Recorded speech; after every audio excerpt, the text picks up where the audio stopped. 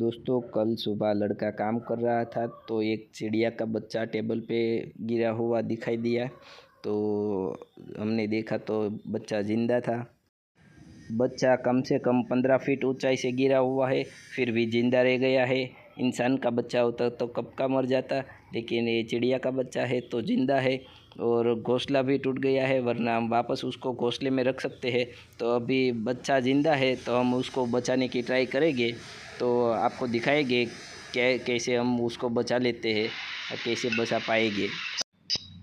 दोस्तों आज कुछ बेचना नहीं, लेकिन चिड़िया के बच्चे को बचाना है, तो हम ट्राई करेंगे। आपके पास कोई आइडिया है तो आप बता सकते हो, हम उस पर ट्राई करेंगे कैसे बच सकता है बच्चा।